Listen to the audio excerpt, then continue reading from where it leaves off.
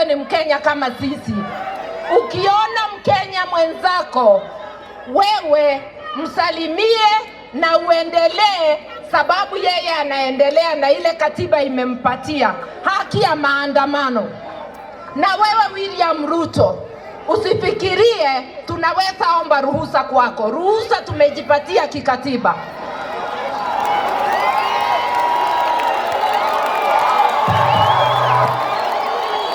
Usipoondoka,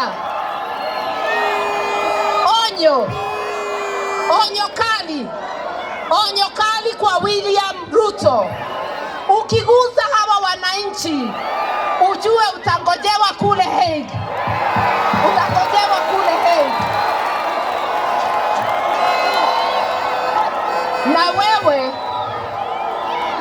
Na wewe askari, usipotoshwe upelekwe Haggue na mtu ambaye ashaenda Haggue. Ujue, asante, hiyo nimekubali.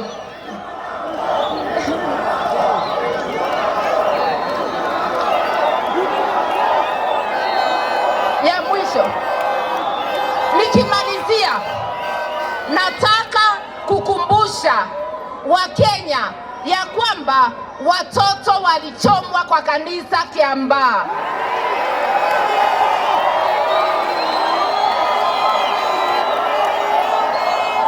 Nataka kukumbusha Wakenya, washahidi wengi waliuawa.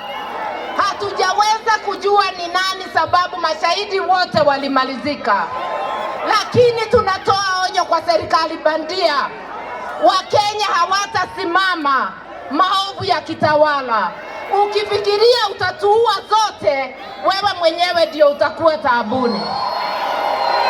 Niko tayari kulipa gharama, sitasimama maovu ya kitawala, sitasimama maovu ya kitawala. Nikimalizia, wawache kuita Kioni huko kwa Supreme Court. Mimi mwenyewe nimetaja mara nyingi tulishinda, na ni kweli tulishinda. Kama wewe unaamini hatukushinda, fungua 7. 7 ndio msema kweli.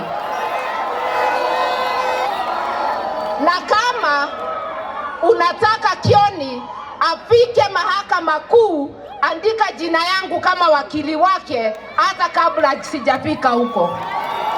Niko na maswali ya kuuliza hiyo mahakama, na hakuna jaji hata moja ako na miaka yangu ya kisheria.